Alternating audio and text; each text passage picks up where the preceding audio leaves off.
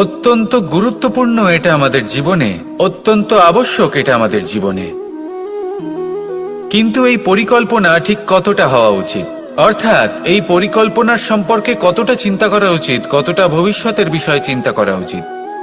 এবার দূরদর্শিতা অত্যন্ত বিশিষ্ট গুণ মানব জীবনে, কিন্তু দূরদর্শিতায় এতটাও মগ্ন হওয়া উচিত নয় যে কাছের জিনিসগুলোই নজরে না পড়ে।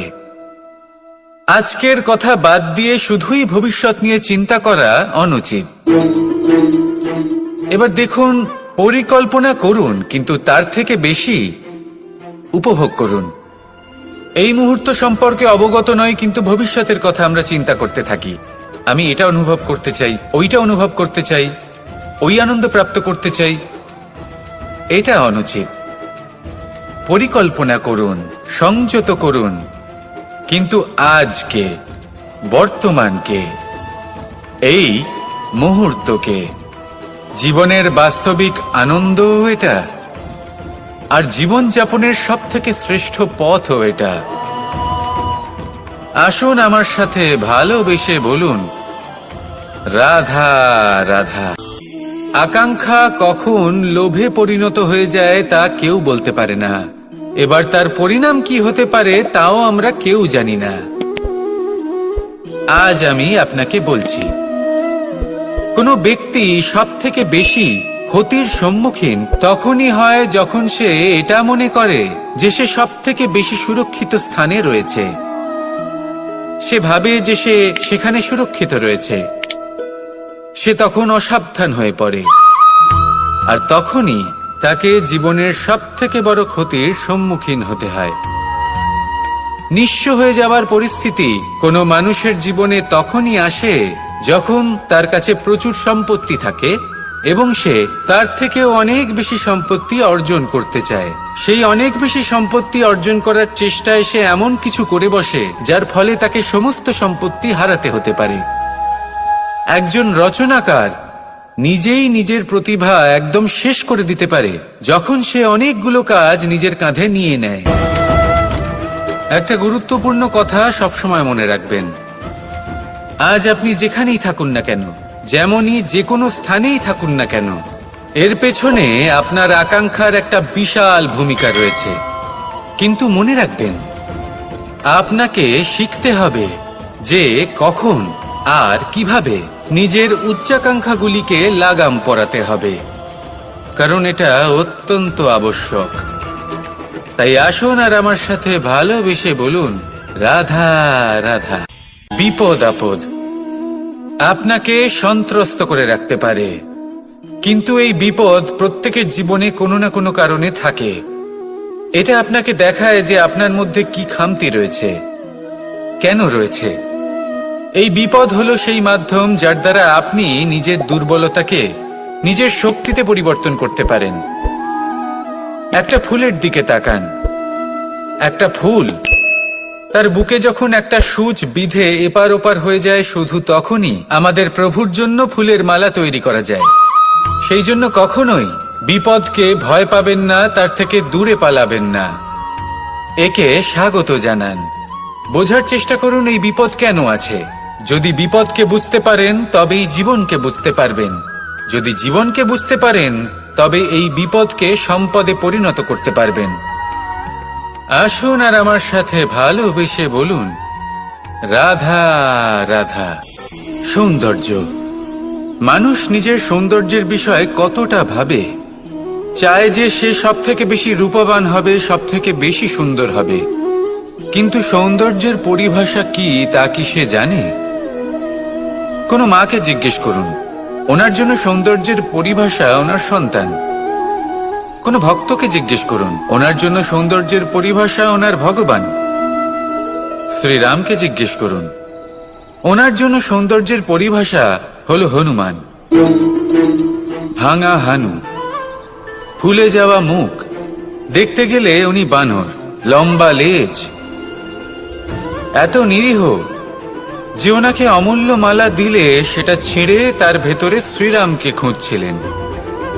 কিন্তু ওনার ভাবনা কত সুন্দর। উনি এটা বিশ্বাস করেন যে সংসারের যতই মূল্যবান জিনিস দিয়ে এই মালা তৈরি করা হোক না কেন, যদি এর মধ্যে শ্রীরাম না থাকেন তাহলে এর মধ্যে কোনো অর্থ নেই। সৌন্দর্য রূপে নয়, ভাবনায় নিহিত থাকে। যদি আপনি সৌন্দর্য প্রাপ্ত করতে চান তাহলে তা কর্মে নিয়ে আসুন, ভাবনায় এবং বিচারে নিয়ে আসুন। এই সৌন্দর্য আপনার সাথেই থাকবে। যদি আপনি সৌন্দর্যকে রূপের মধ্যে খোঁজেন তাহলে কিছুক্ষণের জন্য পাবেন, সেই সৌন্দর্য সময়ের সাথে হারিয়ে যাবে।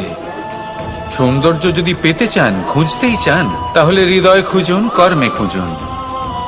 মন প্রসন্ন হয়ে বলবে রাধা রাধা। আমরা সকলেই কামনা করি, আমরা সবাই সেটা প্রাপ্ত করতে চাই যা আজ পর্যন্ত কেউ প্রাপ্ত করেনি, সেটা পেতে চাই যা আজ পর্যন্ত কেউ পেতে পারেনি, সেটাই কাছে রাখতে চাই যা আজ পর্যন্ত কখনো আমরা পাইনি। এবার সেটা কিভাবে করা যেতে পারে? যদি আপনি সেটা প্রাপ্ত করতে চান যা আজ পর্যন্ত আপনি কখনো পাননি, তাহলে আপনাকে সেটা করে দেখাতে হবে যা আজ পর্যন্ত আপনি কখনো করেননি। সেই চেষ্টা করতে হবে যা আজ পর্যন্ত কখনো করেননি, সেই পরিশ্রম করতে হবে যা আজ পর্যন্ত কখনো করেননি। তবেই আপনি সেটা পাবেন যা আজ পর্যন্ত কখনো পাননি। কারণ যেমন বীজ বপন করবেন তেমনই অঙ্কুর আপনি লাভ করবেন। আসুন আর আমার সাথে ভালোবেসে বলুন রাধা রাধা। মানুষের মানসিকতা এমন হয় যে সে যতটা করে আশা করে যে তার থেকে অনেক বেশি তার বদলে সে পাবে। দেখুন, সবকিছুই আপনার ভাবনা চিন্তার উপর নির্ভর করছে। আপনি যদি ফলের বিষয়ে ভেবে কর্ম করতে থাকেন তাহলে সেটা অনুচিত। জীবনের আসল আনন্দ হলো নিজের কর্ম করতে থাকা, ফলের চিন্তা করা উচিত নয়। যদি আপনি এরকম ভাবেন যে আমি এতটা করছি, আমার এতটা পাওয়া উচিত, সেই ভাবনা অনুচিত। যদি আপনি সেবার মানসিকতা নিয়ে কর্ম করতে থাকেন, কর্মচক্রে প্রবাহিত হন, যদি আপনি এমন ভাবনা রাখেন যে আমি এতটা পাচ্ছি তাই এর থেকে অনেক বেশি আমি কর্ম করব, তাহলে নিশ্চিতরূপে আপনি যতটা করছেন তার থেকে অনেক বেশি আপনি পাবেন, আপনার আশার থেকে অনেক বেশি আপনি পাবেন। শুধু জীবনে অনেক বেশি কাজ করতে থাকুন, ফলের চিন্তা করবেন না।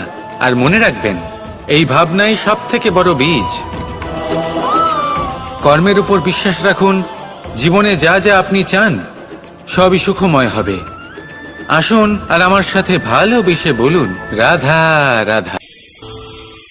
মানুষ ছোট হোক বা বড়, রাজা হোক বা দরিদ্র, সমস্ত মানুষের মধ্যে একটা সামঞ্জস্য থাকে। সমস্ত মানুষের কাছে তার প্রশংসা অত্যন্ত গুরুত্বপূর্ণ।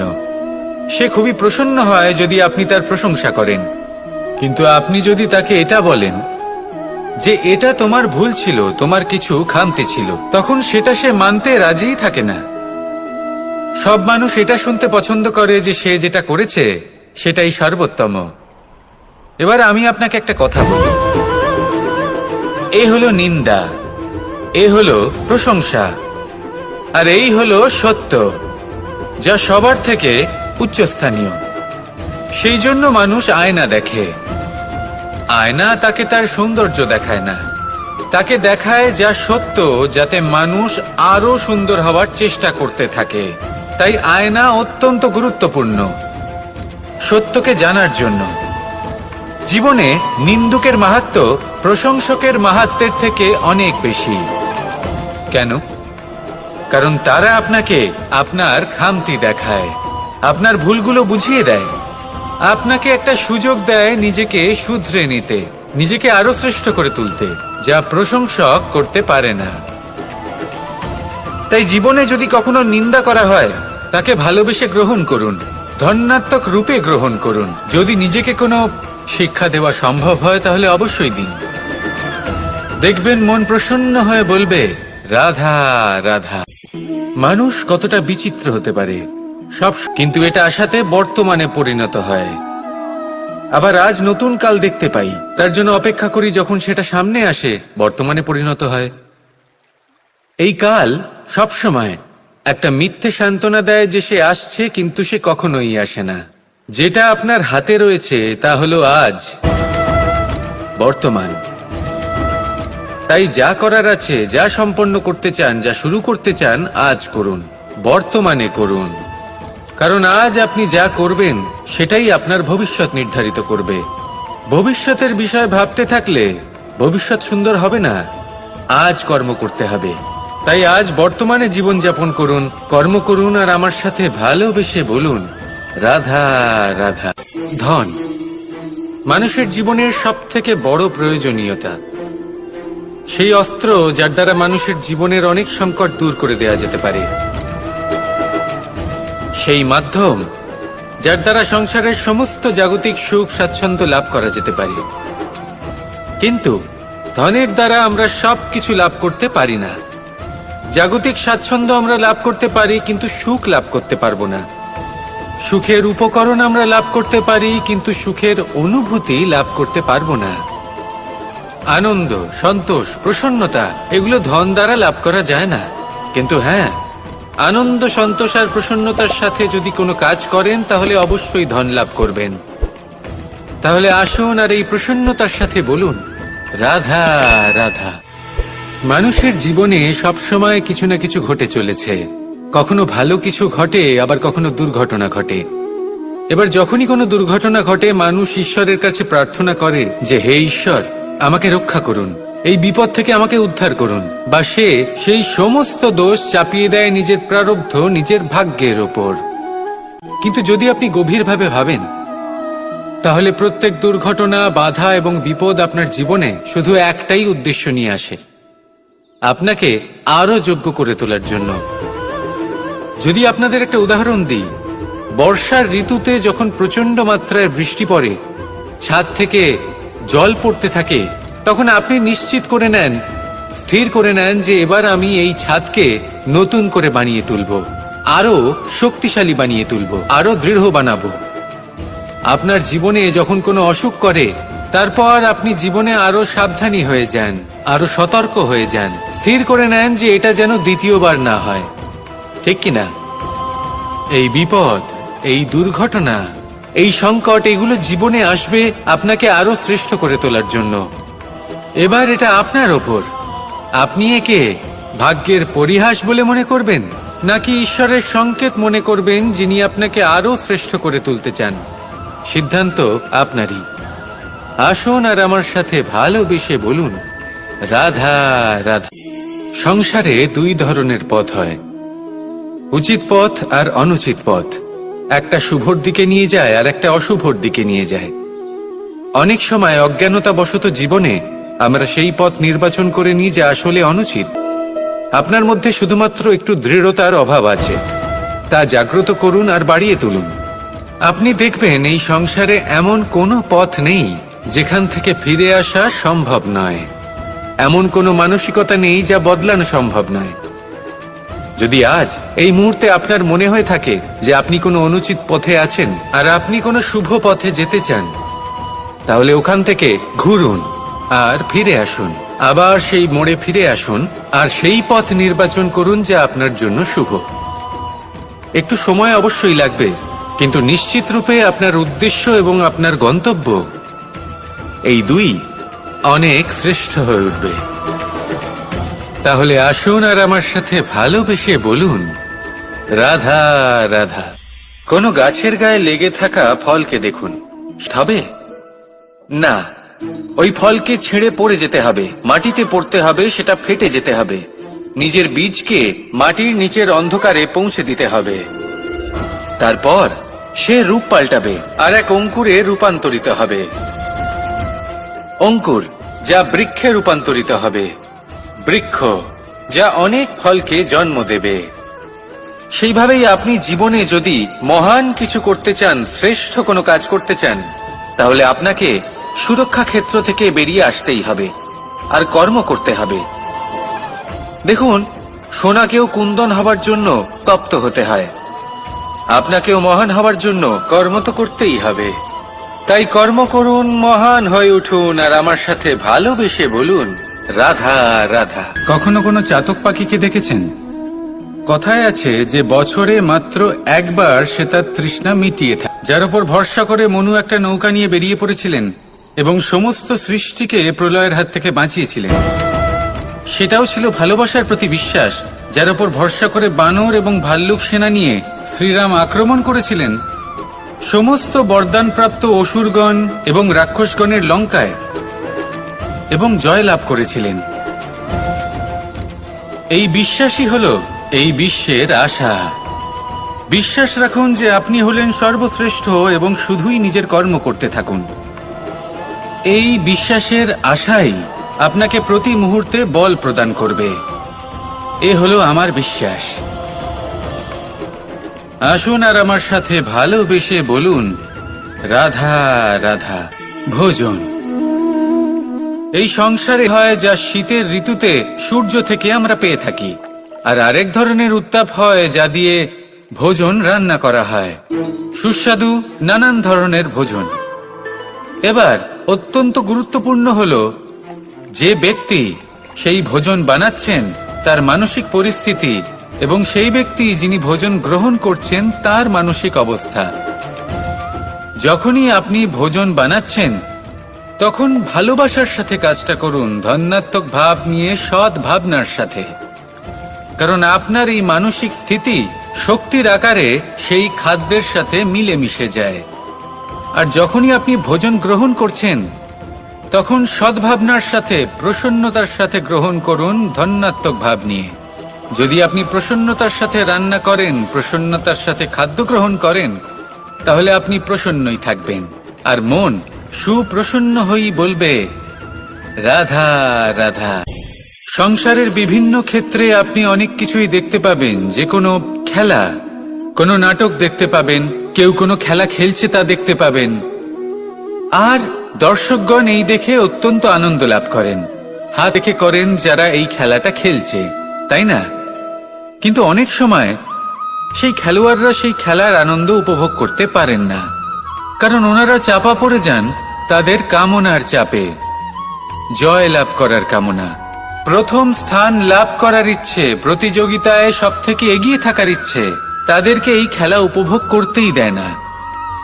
সেই জন্য কখনো কখনো এই খেলোয়াড়দের থেকে অনেক বেশি আনন্দ উপভোগ করেন দর্শকগণ, যেখানে এই খেলাটা কিন্তু খেলছেন খেলোয়াড়রাই। আমি এটা বলছি না যে এই ইচ্ছে, এই আকাঙ্ক্ষা অনুচিত না, কিন্তু তার সাথে সেই খেলা, সেই কর্মের আনন্দ উপভোগ করাও অত্যন্ত গুরুত্বপূর্ণ। তাই সেটা উপভোগ করুন। যে উৎসাহ আপনি উপভোগ করছেন তা যাপন করা অত্যন্ত গুরুত্বপূর্ণ। দেখুন, সত্যি বলতে এটা কিন্তু আপনার অধিকারও বটে। আপনি যে কর্ম করছেন তার ফল তো আপনি অবশ্যই পাবেন। সেটা যখন আপনি পাচ্ছেন তখন আপনার তা উপভোগ করা উচিত। সেটাই করুন। জীবনে সফলতা এবং অসফলতা এরা আসা যাওয়া করতে থাকে। যখন সাফল্য আসবে তখন তা উপভোগ করুন, যখন অসফলতা আসবে তখন তার থেকে শিক্ষা লাভ করুন। সাফল্য আপনার কাছে আবার ফিরে আসবে। আর এই মন, আপনি তো জানেন, এই মন প্রসন্ন হয়ে বলবে, রাধা রাধা।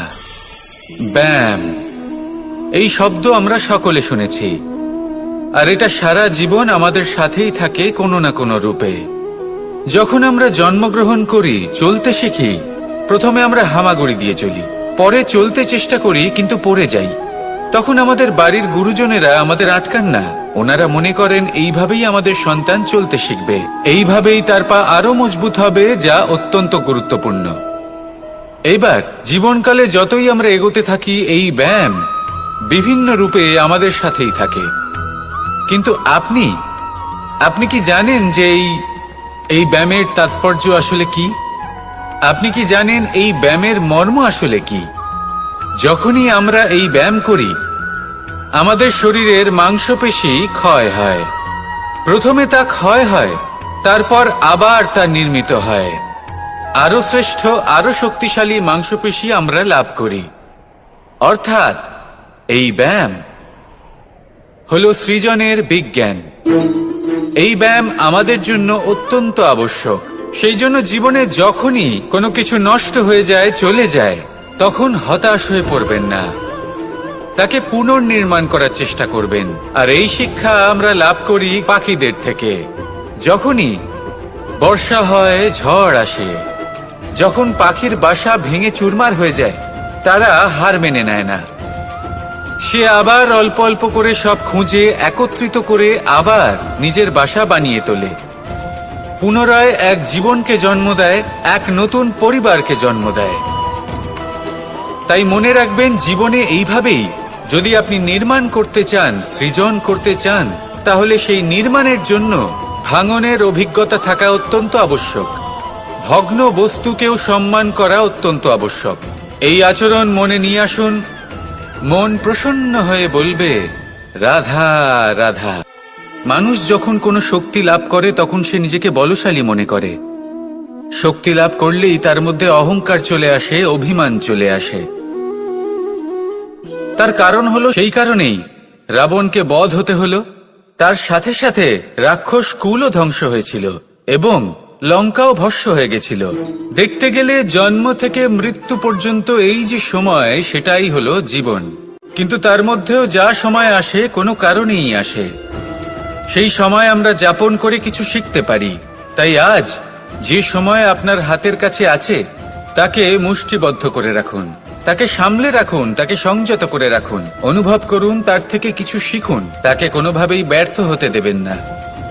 আর এটা জেনে রাখুন যে ভবিষ্যতে যা কিছু হতে পারে, যা কিছু হতে চলেছে, সেটা না আপনি জানেন আর না তা আপনার বশে রয়েছে। সেই জন্য আজ অহংকার বা অভিমান করে নিজের ভবিষ্যতের ক্ষতি করবেন না, সেই অনর্থ ঘটাবেন না। এটাই হলো সময়ের অর্থ। আসুন আমার সাথে ভালোবেসে বলুন রাধা রাধা। কথায় আছে, যখন আপনি যুদ্ধক্ষেত্রে দাঁড়িয়ে তখন শত্রুকে পিঠ দেখিয়ে পালিয়ে যাওয়া বা পিছু হটে যাওয়া অত্যন্ত অনুচিত যুদ্ধনীতি হয়। কথায় আছে যে শ্রেষ্ঠ যুদ্ধ নীতি হলো সেটাই যেখানে আপনি অস্ত্র হাতে নিয়ে এগিয়ে যান, সাহসের সাথে যুদ্ধ করে শত্রুকে পরাস্ত করে ফিরে আসেন। আর সেটাই আমি করেছিলাম। তখন মহাভারত রচনা হয়েছিল, কারণ তখন ধর্মরক্ষা করা আবশ্যক ছিল। কিন্তু এমনও একটা সময় ছিল যখন আমি যুদ্ধ থেকে পালিয়েছি, কারণ তখন প্রজাদের সুরক্ষা বেশি গুরুত্বপূর্ণ ছিল। আমার গায়ে যুদ্ধ বিমুখ হবার কলঙ্ক লাগিয়েছিল। কিন্তু ঠিক আছে, আমি সেটাই করেছিলাম যেটা প্রয়োজনীয় ছিল। শ্রীরামও লঙ্কা গিয়ে রাবণকে হত্যা করার পূর্বে 4 মাস ধরে অপেক্ষা করেছিলেন। অপেক্ষায় ছিলেন কবে সেই সেতু সম্পন্ন হবে। তারপরে গিয়ে রাবণকে পরাস্ত করলেন, তাকে বধ করলেন। জীবনে কখনো কখনো থেমে যাওয়া বা পিছু হটে যাওয়া কার্যকর হতে পারে। এটা প্রত্যেক সময়ের উপরে নির্ভর করে। শত্রু যে কেউ হতে পারে, যখন খুশি আক্রমণ করতে পারে। কোনো মানুষ হতে পারে, আবার কোনো দানবও হতে পারে। আমাদের নিজেদের মানসিকতা হতে পারে, কোনো অসুখ হতে পারে, মহামারীও হতে পারে। সেক্ষেত্রে সেটাই করুন যেটা উচিত মনে হয়। দেখুন, প্রত্যেকবার নারায়ণ তো আপনাকে সাহায্য করতে আসবেন না। অনেক সময় মানুষকে নিজেকেই সেই বাধার সম্মুখীন হয়ে তাকে পরাস্ত করতে হয়। আর এমনিতেও কথায় আছে যে প্রত্যেক নরের মধ্যে নারায়ণ আছেন। তাই অন্তরের নারায়ণকে জাগ্রত করুন, আর যা সমস্যা আছে তাকে সমাপ্ত করে ফেলুন, তা সে যতই পিছু হটে করতে হোক না কেন। আসুন আর আমার সাথে ভালোবেসে বলুন রাধা রাধা। গুরু, যিনি পথ দেখান, আমাদের জীবনে অত্যন্ত গুরুত্বপূর্ণ, অত্যন্ত আবশ্যক। কিন্তু কিছু মানুষ মনে করেন যে গুরুর কোনো প্রয়োজন নেই, কারণ এই সমগ্র জ্ঞান মানুষের অন্তরেই নিহিত রয়েছে।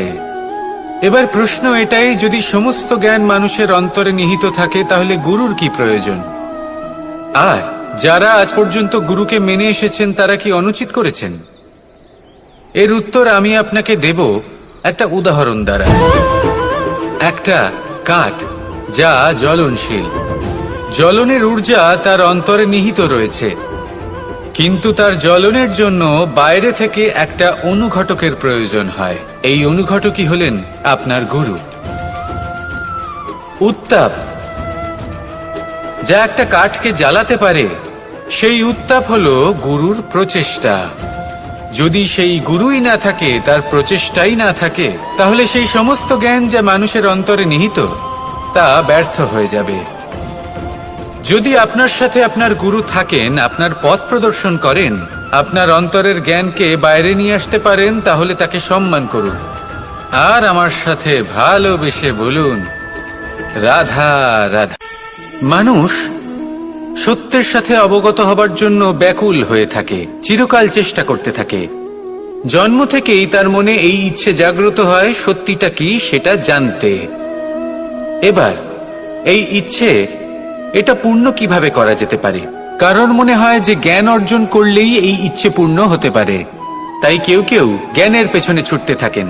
কেউ এটা ভাবেন যে এই ইচ্ছে পূর্ণ করা যেতে পারে ধন আর শক্তির দ্বারা, তাই তারা ধন আর শক্তি প্রাপ্ত করতে চান। কেউ আবার ভাবেন যে অন্তরের মন্থন দ্বারা এটা সম্ভব হতে পারে। এবার এটাও সত্যি যে মন্থন করলে অমৃত লাভও সম্ভব হতে পারে, কিন্তু তার জন্য এই মন্থন করার জন্য একটা উচিত দিকে অগ্রসর হওয়া প্রয়োজনীয়। উচিত সংযমের দ্বারা সামনে এগোতে হবে, আর কোনো আশা না করে সামনে এগিয়ে যেতে হবে, তবেই এটা সম্ভব হতে পারে। একটা বাদ্যযন্ত্রের কথা ভেবে দেখা যাক। তার থেকে সুর তখনই নির্গত হয় যখন তার তারগুলি ঠিক করে বাঁধা হয়। যদি বেশি বেঁধে ফেলা হয় তাহলে তার ছিঁড়ে যেতে পারে, আর যদি ঢিলে থেকে যায় তাহলে তার থেকে উচিত সুর নির্গত হবে না। একটা অত্যন্ত গুরুত্বপূর্ণ কথা মনে রাখবেন, সত্যকে লাভ করার প্রাথমিক আধার হল অনুশাসন। জীবনে এই অনুশাসন আনুন, সত্য আপনা আপনি আপনার কাছে চলে আসবে, আর এই মন প্রসন্ন হয়ে বলবে, রাধা রাধা। অহংকার এ হলো ছোট একটা শব্দ, কিন্তু এর প্রভাব অত্যন্ত বৃহৎ হয়ে থাকে। আর সব থেকে বড় সমস্যা হলো মানুষ আজ অবধি বুঝতেই পারেনি যে এই অহংকারের বাস্তব রূপ কিরকম। কেউ একে গর্বের নাম দেন, কেউ একে আত্মসম্মানের নাম দিয়ে থাকেন, এবং কোথাও একটা এমন সময় চলে আসে যখন সময় এই অহংকারকে ভেঙে খান খান করে দেয়। আর তখন না গর্ব আপনাকে বাঁচাতে পারে, না আপনার আত্মসম্মান।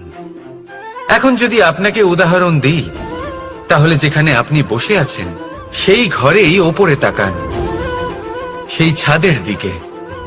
যদি এই ছাদ অহংকার করতে থাকে যে দেখো, আমি তো সব থেকে উঁচু জায়গায় আছি, আমার চেয়ে ওপরে আর কেউ নেই, আমি এই ঘরে থাকা সমস্ত ব্যক্তিকে ছায়া প্রদান করি, যদি এই অহংকার এসে যায় তাহলে কি? একবার ভেবে দেখুন, যদি পরের দিন তার উপর আরো একটা তলা বানিয়ে দেওয়া হয় তাহলে কি? এই ছাদ যার নিজের উঁচু হবার অহংকার ছিল, যে সব থেকে ওপরে ছিল, সে এবার পায়ের তলায় চলে এসছে। এটাই হয়ে থাকে। মনে কখনোই অহংকার পোষণ করবেন না। যদি মনের মধ্যে কিছু রাখতে চান তাহলে প্রেমের ভাব রাখুন, স্নেহ রাখুন। এই অহংকারকে আপনি যা ইচ্ছে নাম দিন, গর্ব হোক, আত্মসম্মান হোক, এর দ্বারা আপনার কোনোভাবেই কোনো লাভ হবে না। তাহলে এই অহংকারকে ত্যাগ করুন আর আমার সাথে ভালোবেসে বলুন, রাধা। অনেক বেশি লাভ করার চেষ্টা করে থাকে, প্রয়োজনের থেকে বেশি যদি পেয়েও যায় তাহলেও তার কম মনে হয়। এবার এরকম ঠিক কেন হয়? এর পিছনের কারণ কি? কারণ হলো লোভ। লোভের আগুন কিছু এমন হয়, যদি মানুষের মনে একবার প্রজ্বলিত হয় তাহলে শুধু বাড়তেই থাকে। ততক্ষণ বাড়বে যতক্ষণ না আপনি নিজে তাকে বাধা দিচ্ছেন। তবে এই লোভের আগুন নিয়ন্ত্রণ করা সম্ভব। পরিমিতিবোধ, পরিমিতিবোধের চিন্তা। আপনাকে শুধু নিজেকে একটা সরল প্রশ্ন করতে হবে। যখনই মনের মধ্যে কোনো বস্তুর প্রতি, শক্তির প্রতি, ধনের প্রতি, ভোজনের প্রতি লোভ বেড়ে যায়, নিজেকে প্রশ্ন করুন, এটা কি আমার কাছে ততটাই প্রয়োজনীয় যতটা একটা বৃক্ষের কাছে জল, যতটা একটা প্রাণীর কাছে ভোজন? এটা কি ততটাই প্রয়োজনীয়? যদি উত্তর না হয় তাহলে নিজেকে সেখানেই বাধা দিন, সেই ভাবনা সেখানেই ত্যাগ করুন, কারণ সেটাই হলো লোভ। ঠিক এইভাবেই প্রয়োজনীয়তার চিন্তা করে আস্তে আস্তে এই মন নির্লোভ হয়ে উঠবে, আর এই মন প্রসন্ন হয়ে বলবে রাধা। বুঝতেই পারে না। অনেক মানুষজন এটাকে ধার্মিক এবং অন্ধবিশ্বাস বলে, কিন্তু যদি আমি আপনাকে সত্যি কথা বলি, প্রত্যেক ধর্ম বিজ্ঞানসম্মত। প্রত্যেক কাজের পেছনে বৈজ্ঞানিক সত্যতা লুকিয়ে রয়েছে, কিন্তু প্রত্যেক মানুষ সেই নিয়ে কতটা ভাবেন, কতটা বোঝেন আর কি পদক্ষেপ নেন তা হলো আলাদা এবং অত্যন্ত গুরুত্বপূর্ণ, কিন্তু তা হলো বিজ্ঞানসম্মত। আজও যখন আমি আগে বাড়ি যাই, মা সবার আগে আমার হাত পা ধুয়ে দেন, তারপর সবকিছু। তাই আপনি পরিচ্ছন্ন থাকুন, তাহলে আপনি সুস্থ থাকবেন। তখনই আপনার মনে ভক্তিভাব আসবে, তখনই এই সমগ্র সংসারকে সামলানোর শক্তি অর্জন করতে পারবেন।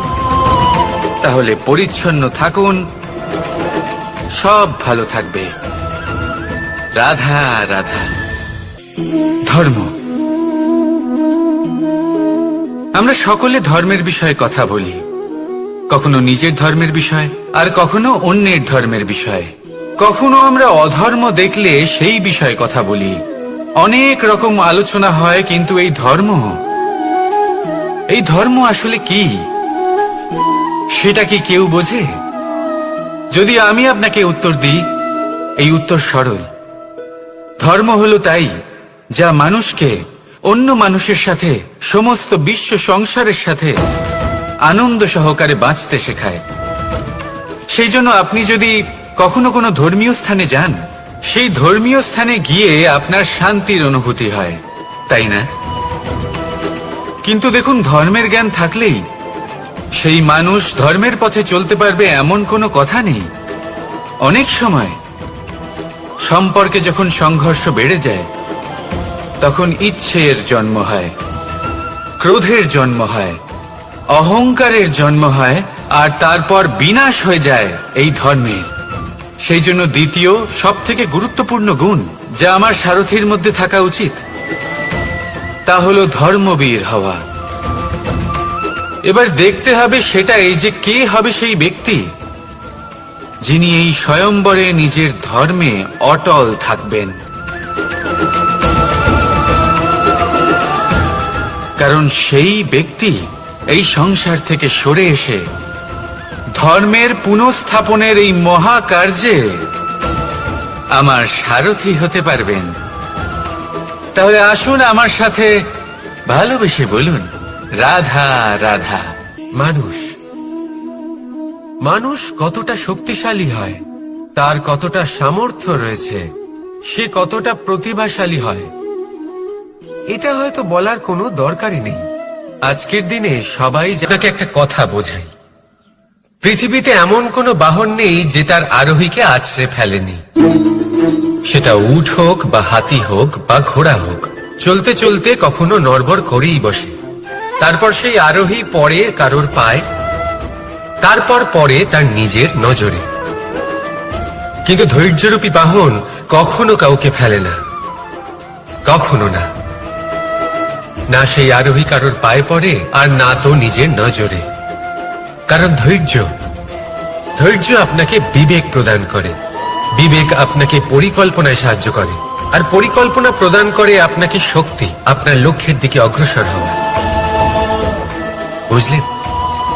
ধৈর্যকে সঙ্গে রাখুন, নিজেকে আরো ধৈর্যশীল করে তুলুন। এই ধৈর্যের সাহায্যে আরোহণ করে দেখুন কিভাবে এই বাহন আপনাকে আপনার গন্তব্যে পৌঁছে দেবে। রাধা রাধা। ভগবান। প্রত্যেক কঠিন পরিস্থিতিতে এই নামই আছে যা আমাদের উপায় দিয়ে থাকে।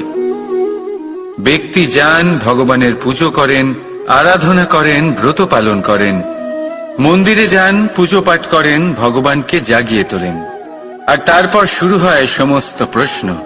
হে ভগবান, আমার সাথে এরকম কেন হচ্ছে? কেন আমারই জীবনে এত দুঃখ আছে? আমি কিভাবে এর সম্মুখীন হব? আমাকে কেন এত কষ্ট ভোগ করতে হচ্ছে? হে ভগবান, আমি কি করব? আমাকে সাহায্য করুন, কোনো রাস্তা দেখান।